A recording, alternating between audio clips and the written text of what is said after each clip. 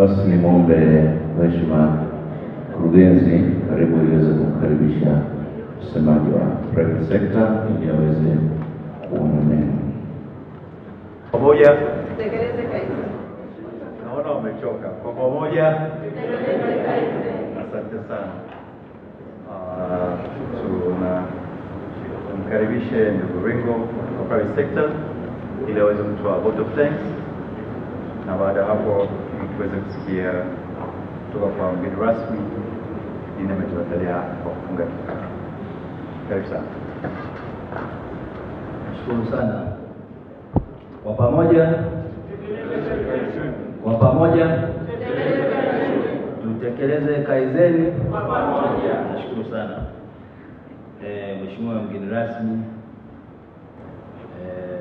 Rais wetu mkoa wa Dodoma, Mheshimiwa Maduka, waheshimiwa viongozi marais kutoka mikoa mingine, mkurugenzi mkuu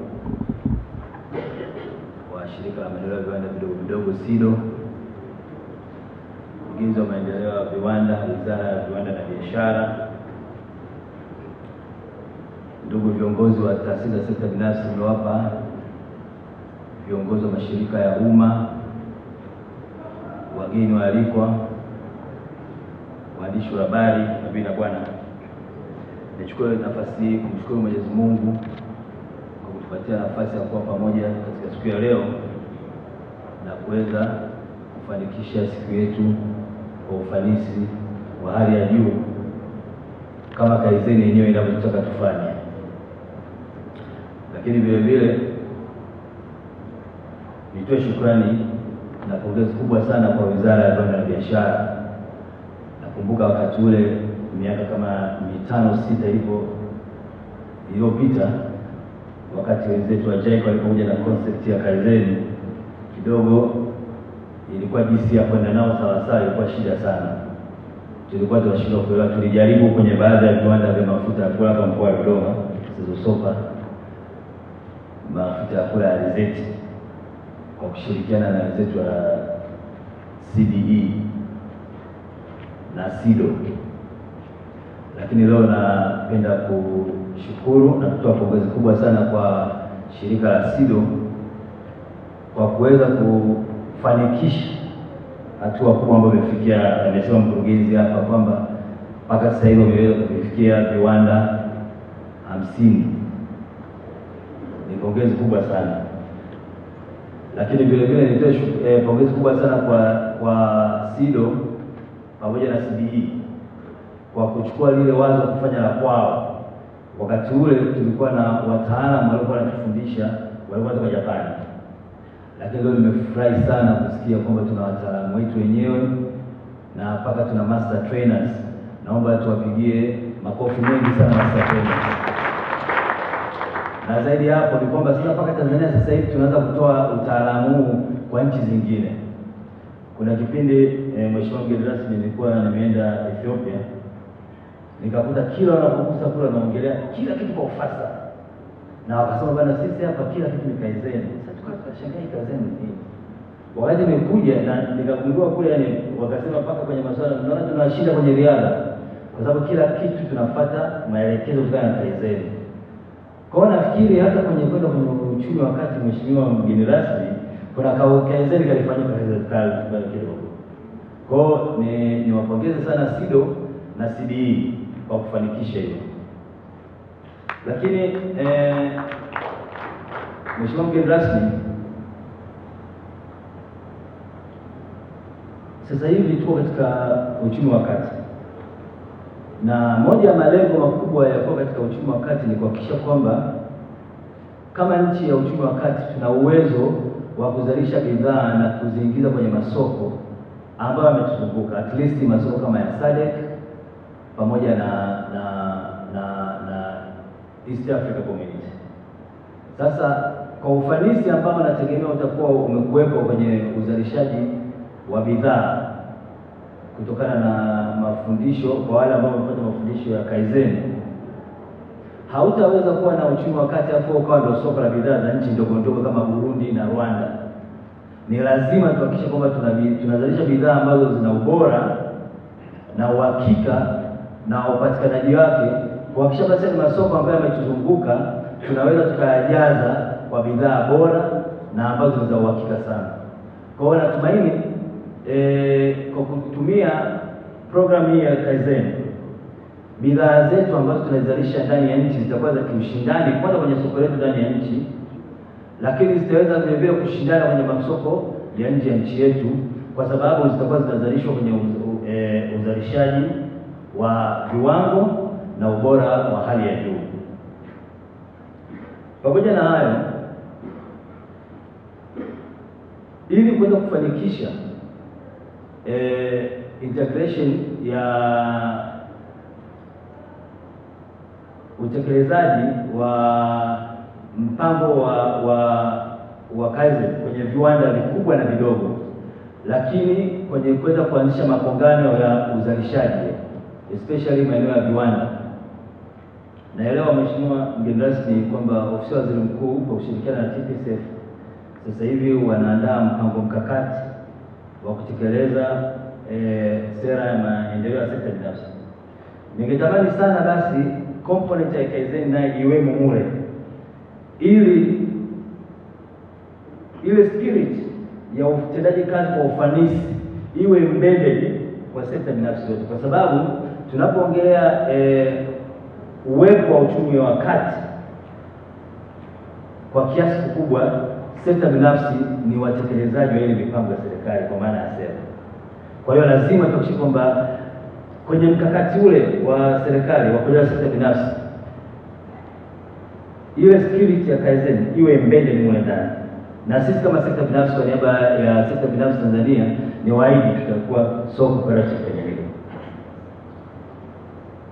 Na vile vile ningeomba wale wenzetu ambao wana implement au wana train wale watu wa TKU kuangalia kwa kiasi gani tunaweza kupeleka hata kwenye huduma zingine. Kuna baadhi ya maeneo Mheshimiwa mgeni rasmi unaweza ukaenda sababu ya kutokuwa makini kwenye ufanisi, kutokuwa na ile yani spirit ya Kaizen, unaenda eneo kwa mfano kwenye magere, spana moja inakuwa haipo na subiri hata nusu saa. Kwa hiyo muangalie mpaka kwenye maeneo hayo, nje tu ya uzalishaji bidhaa, lakini hata kwenye huduma. Unakwenda kwenye guest, umetoka safari, unaingia, umechoka usiku, asubuhi unaamka unakuta hakuna sabuni ya kuogea, unaanza kutafuta kumpata yule mhudumu wa kupatia sabuni, na nini, inakuwa ni kero kubwa sana, unachelewesha vitu vingi sana. Kwa hiyo nilikuwa natamani sana tuangalie maeneo mengine hata nje tu ya viwanda, lakini maeneo mengine ambayo yanaweza kuboresha yakaongeza ufanisi. Kwa hiyo nilikuwa natamani sana katika mpango mkakati ambao umekuwa nao, ambao tumezindua leo, basi tuje kuangalia na maeneo mengine ambayo tunaweza tukasogeza hiyo spirit ya Kaizen kwao. Na mwisho ni kwa upande wa taasisi za fedha na halmashauri zetu, na nimeshukuru sana leo marasi mko hapa, kutengwe huduma za fedha ambazo zinafikika kwa urahisi, lakini maeneo ya uwekezaji ya viwanda, unapokuwa na viwanda kadhaa ambao viko pamoja, ambao vina complement to each other, hata akitokea mjasiriamali ambaye anashona, wakishona tu akaweka cherehani akawa anashona uniform kwenye yale makongano, wale wahudumu ambao wanafanya kazi kule tayari anakuwa ni sehemu ya ile kongano. Nilikuwa naomba halmashauri zetu basi ziwe zinatenga maeneo ya uwekezaji ambayo ni affordable to us kwa ajili ya kuwekeza, lakini ukishakuwa na maeneo ya uwekezaji, hata vile viwanda vidogo vitaweza kuwekeza vikiwa vinafuata misingi ambayo tayari imeshatengenezwa ndani ya Kaizen. Na vyombo vya fedha, na niwapongeza sana wenzetu wa SIDO ambao sasa hivi wanatoa mikopo mikubwa, lakini nianze kuweka taratibu ya kutoa mikopo ya uwekezaji ya muda mrefu, ili wakati wa kuwekeza tayari tu tumeshafuata misingi ya Kaizen ambayo tutaenda nayo sambamba kwenye uwekezaji wetu. Na mwisho kabisa niwashukuru wote kwa kuweza kufika siku ya leo, na kwa wale ambao mmetoka nje ya Dodoma, jioni mpate nafasi ya kutembelea jiji letu. Ni jiji zuri sana, niwatakie safari njema wakati wa kurudi. Napenda nakaribisha tena next time when you are needed to be here. Thank you very much. Maduka Pablo Kesi wa Dodoma, wawakilishi wa wadau wa maendeleo, marasi au makatibu tawala kutoka mikoa mbalimbali yuko hapa, wawakilishi wa sekta binafsi, wakurugenzi wa vitengo mbalimbali vya Wizara ya Biashara, Viwanda na Biashara, mkurugenzi wa mkurugenzi wa TBS, mkurugenzi wa SIDO, TPSF, Msorigo, mkurugenzi kwenye meza kuu. Vile tuna rasmi bwana wakilisha marais wengine wa kutoka Arusha, mwakilishi wa CBE Dr. Kembo, waandishi wa habari, mabibi na bwana. Ni furaha yangu kufikia karibu tafikia tamati katika hii tukio la Kaizen siku ya leo. Kazi yangu ni ndogo, naomba tukaribishe mgeni rasmi aweze kutufungia na kuweza kuzungumza nasi tukiendelea. Karibu sana mgeni rasmi, uje uzungumze na audience.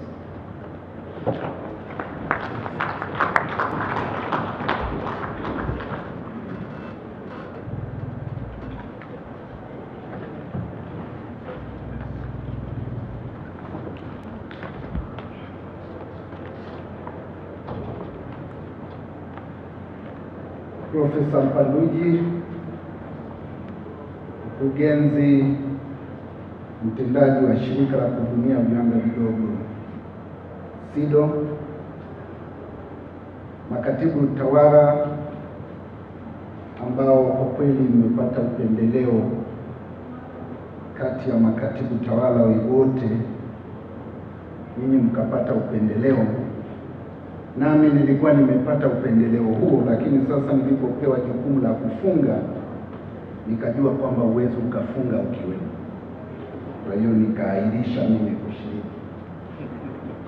Lakini nitumie pia nafasi hii kutambua wadau wote wa maendeleo na hasa wenzetu wa JICA kwa kushirikiana nasi hata kufanikisha kongamano hili.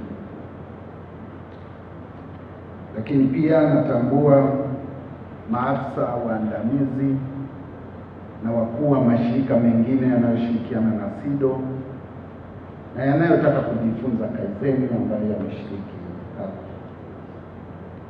Lakini pia ni vizuri nikatambua wenzetu wa sekta binafsi mliomo humu.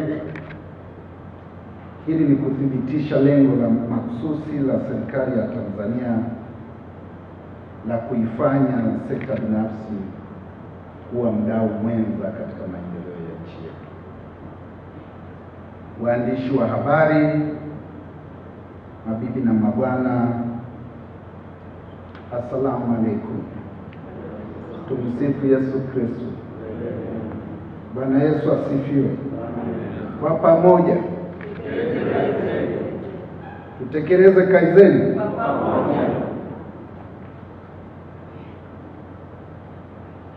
Ndugu mkurugenzi na ndugu washiriki, kabla sijasoma hotuba yangu, nilitaka kwanza nizungumze tu machache. La kwanza ni kuwepo makao makuu ya nchi unakuwa na faida nyingi na hasara nyingi. Hasara ya kwanza ambayo unakuwa nayo ni kutoelewa ratiba yako. Lakini la pili, faida unayokuwa nayo pale anapokosekana mgeni rasmi unakuwa wewe. Nashukuru sana kwa nafasi. Sasa nilitaka nisome hotuba yangu kama ifuatavyo. Ndugu washiriki, ni furaha iliyoje kwangu kupata fursa ya kushiriki katika maadhimisho haya ya siku ya Kaizeni Tanzania. Hivyo napenda kumshukuru sana Mwenyezi Mungu kwa kuniwezesha kuwepo hapa, lakini pia kwa kuwawezesheni ninyi kusafiri salama na hata kushiriki salama katika kikao hiki cha leo. Lakini pia tumshukuru sana Mwenyezi Mungu kwa kutuwezesha kumaliza mkusanyiko kama huu tukiwa salama na wenye matumaini makubwa. Aidha, napenda kuwapongeza watendaji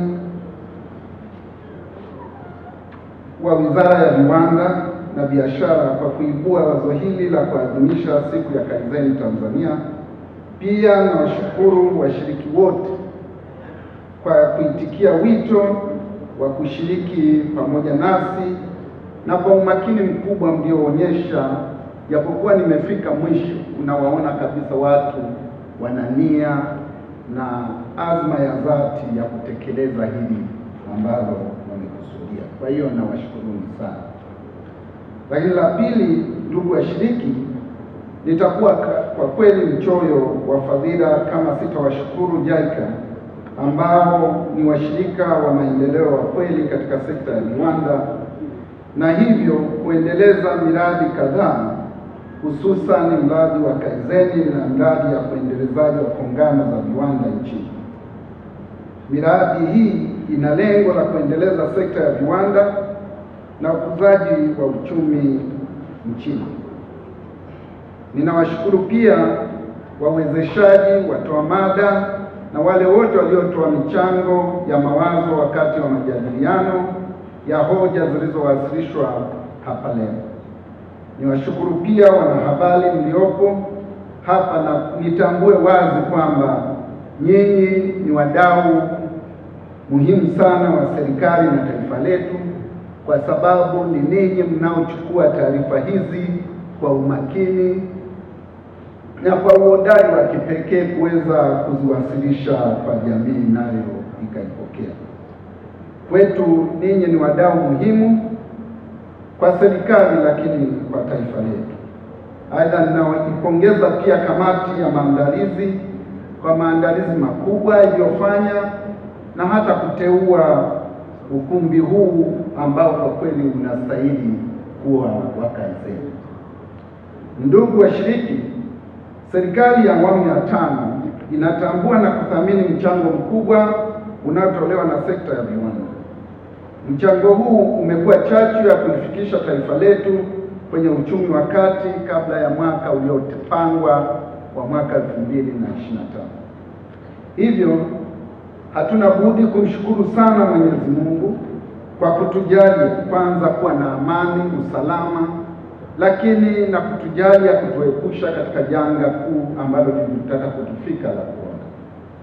Lakini pia nitutumie nafasi hii kumshukuru Mwenyezi Mungu kwa kuiwezesha serikali ya awamu ya 5 kushikilia na kwa kweli kukazia utekelezaji wa dira ya maendeleo ya taifa letu kwa ufanisi mkubwa na hata kutuwezesha kufikia kiwango cha uchumi wa kati kabla ya muda uliopangwa.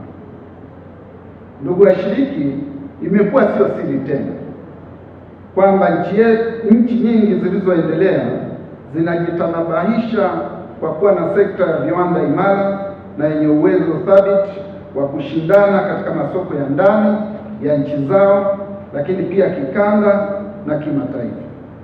Aidha, watendaji katika sekta ya viwanda wanatakiwa wawe ni watu wenye ujuzi na stadi zinazojibu changamoto za kujenga, kuendesha na kuhudumia uchumi wa viwanda katika nchi zao.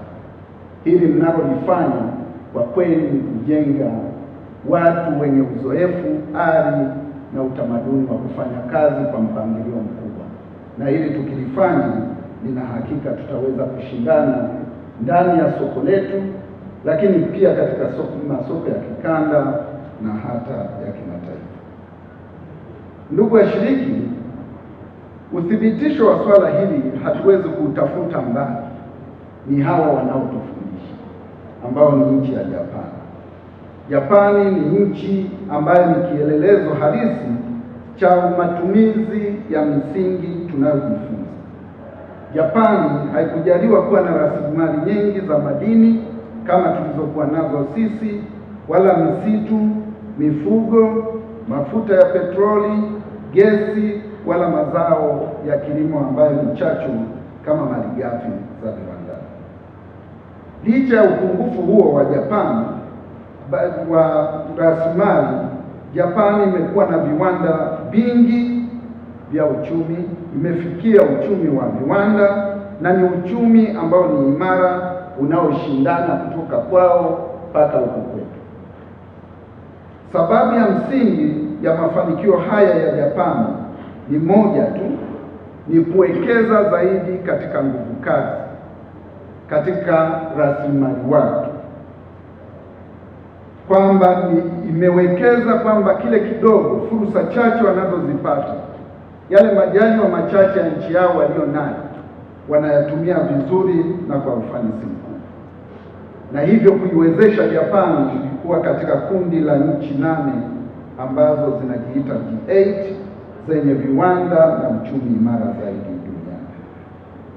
Kwa hiyo msingi huu wa kujenga rasilimali yenye weledi ni nguzo na siri kubwa ya mafanikio ya Japani.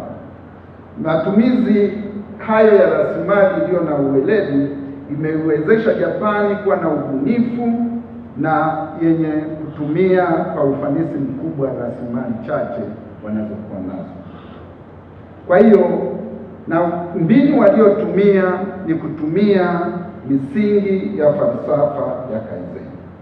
Hivyo nitumie fursa hii adhimu kutoa shukrani za pekee kwa serikali ya Japani na shirika la JICA kwa kukubali kutushirikisha yale mazuri yaliyotokana na usimamizi wa rasilimali watu na utekelezaji wa falsafa ya Kaizen hata kufikia mafanikio waliofikia. Ndugu washiriki, kwa kutambua hili, serikali ya Tanzania kwa sasa ipo katika maandalizi ya mpango wa 3 wa maendeleo ya miaka 5, mpango ambao utahitimisha utekelezaji wa dira ya maendeleo, yaani dira ya mwaka 2025. Mpango huu wa 3 utajikita katika kuchochea ukuaji wa uchumi, hasa wa viwanda na ushindani wa nchi yetu katika masoko ya ndani, katika masoko ya kikanda na kimataifa. Kuendana na hili, ndio sababu kumekuwepo uzinduzi wa andiko mahususi la mpango wa taifa wa kueneza falsafa ya Kaizen, yaani kwa mwaka 2020 mpaka mwaka 2030, sambamba na kuwepo kwa mwongozo wa uendelezaji wa kongano za viwanda kuwezesha falsafa ya Kaizen kuianishwa kwenye mpango wa maendeleo wa miaka 5 ujao na ule tutakaofikia nao mwaka 2030. Haya na mengine mengi tayari tumeyaona na tumeyasikia kwenye ushuhuda uliotolewa na wale wote ambao tayari wanatekeleza falsafa hii ya Kaizen. Na wapongeza sana ambao wamekuwa ni volunteers na wameweza kweli kufanya kwamba hili swala linaweza kutekelezeka. Kwa hiyo ni wapongeza. Ndugu washiriki, ninayasema haya ili kuweka wazi kwamba uzinduzi wa maadhimisho haya umefanyika kufuatia mifano ya mafanikio yanayotokana na umakini na weledi wa matumizi ya utamaduni wa falsafa ya Kaizen. Hivyo nitoe rai kwa washiriki wote waliopo humu kwamba muwe mabalozi wazuri na muendelee kutoa ushauri kwa wengine kutumia utamaduni wa Kaizen katika utendaji wa shughuli zetu zote. Ndugu washiriki, maadhimisho haya yamebeba kauli mbiu isemayo Kaizen kwa Tanzania ya viwanda na maendeleo shirikishi. Kauli mbiu hii imeendana na malengo ya dira ya taifa ya maendeleo na azma ya serikali ya 5 ya kujenga uchumi wa viwanda kama msingi wa kuifikisha Tanzania katika hadhi ya nchi za uchumi wa kati. Nirejee tena kutambua na kupongeza Wizara ya Viwanda na Biashara kwa mchango mkubwa ambao umefanya katika taifa hili. Hata sasa tunaweza kutembea na kujivunia kwamba sisi ni taifa la uchumi wa kati. Kazi bado ni kubwa ambayo tunatakiwa kuendelea nayo ya kufikia lengo lililowekwa kwenye dira ya 2025. Niwatake Wizara ya Viwanda kwamba kwa kweli kufikia hatua hii ni lazima mkubali kushirikisha wadau wote kutoka sekta ya umma na sekta binafsi, NGO na wengine wote. Mkitukusanya hii kazi ya kufikia uchumi wa kati na kwa kiwango cha kipato tunachotarajia tunaweza kukifikia. Ndugu washiriki, maadhimisho haya ni sehemu ya jukwaa la kuhamasisha wadau kushiriki katika utekelezaji wa falsafa ya Kaizen na kudumisha misingi ya utamaduni husika katika utendaji kazi hapa nchini. Hivyo tukio la leo limetufungua macho na kututia hamasa wale wote ambao tulikuwa hatufahamu misingi hii na ambao tulikuwa hatuzingatii katika utendaji wetu wa kazi. Tumeona kabisa uthibitisho kwamba zipo taasisi, vipo viwanda ambavyo vimetekeleza hivi na vikatoka katika hatua dhariri ambayo walikuwa nayo na wakaweza kufikia hatua ambayo ni ya kujivunia. Kwa hiyo ukiona hivyo unachagua ama kufuata ama kuendelea na utamaduni uliouzoea, lakini soko litatoa hukumu. Kwa hiyo kitu gani ambacho tunajifunza kutoka katika mfumo wa Kaizen? La kwanza ni matumizi madogo ya rasilimali zile zile kuzalisha kwa wingi, lakini pia kwa kuzalisha kwa ubora zaidi. Lakini pia katika hali hiyo unapata faida kubwa, na hivyo ndio uendelezaji wa mtaji, na hivyo ndio ukuzaji wa uchumi, na hayo ndio mafanikio tunayotarajia. Ndugu washiriki, kwa mara nyingine tena ninapotaka kuhitimisha, naomba niwashukuruni nyote kwa ushiriki wenu na kwa idadi kubwa ambayo mmeweza kushiriki katika maadhimisho haya. Nawapongeza sana watoa mada, japokuwa wengi sikuwasikia, lakini ushuhuda uliokuwa unatolewa unanithibitishia kwamba mada hizo zilikuwa nzuri na zilizokuwa zimepangiliwa vizuri zaidi. Kwa hiyo nawapongeza sana katika hili.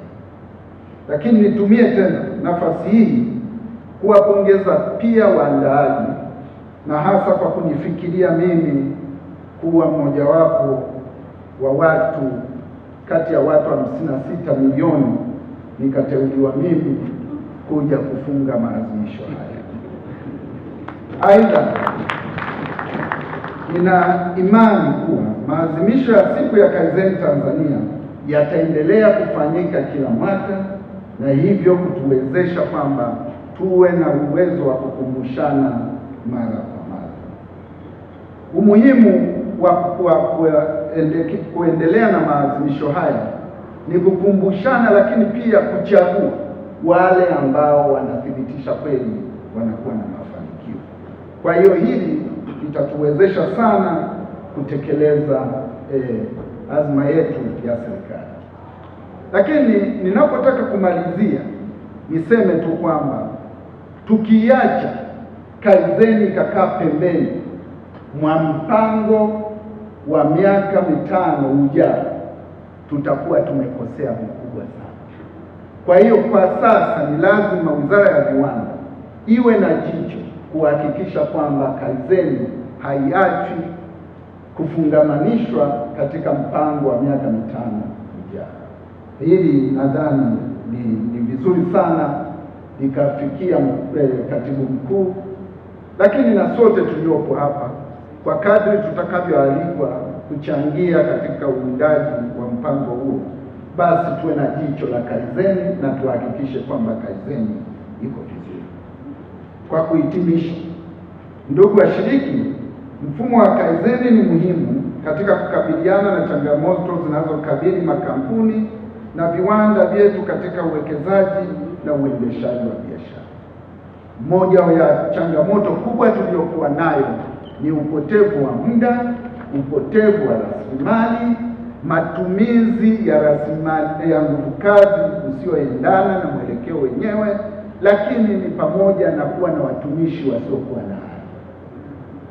Kwa hiyo Kaizeni ni eneo ambalo tukilitumia vizuri litaweza kabisa kutuondoa katika hili. Ninawapongeza kwa dhati wale washindi bora, na ni matarajio yangu na ni matakwa yangu pia kwamba hawa walioshinda wamepewa fursa ya kuiwakilisha nchi yetu, lakini pia wamepewa dhamana ya kuiletea nchi yetu ushindi. Kwa hiyo wakashiriki vizuri, na kwamba waungane nasi ifikapo mwezi Septemba, basi Tanzania iwe kwenye ramani ya washindani wazuri wa matumizi ya falsafa ya Kaizeni. Baada ya kusema haya, ndugu mkurugenzi mtendaji wa shirika la kuhudumia viwanda vidogo SIDO, uniruhusu basi nitamke kwamba mafunzo haya ama maadhimisho ya siku ya Kaizeni Tanzania kwa mwaka 2020 yamefungwa rasmi, lakini wakati huo huo nikialika maandalizi kwa maadhimisho kama haya mwaka 2021 pamoja. Kwa hiyo basi nayafunga rasmi, lakini kwa pamoja tutekeleze na tutekeleze Kaizeni. Asanteni sana kwa kunisikiliza.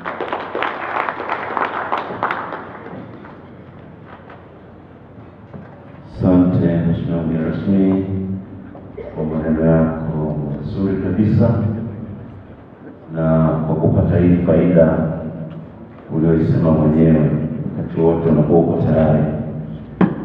Wakati huu ni kuombe mkurugenzi, kwa sababu tuna packages, kila mtu ana package ya kwake. Kabla ya package ya pili, naomba package ya kwanza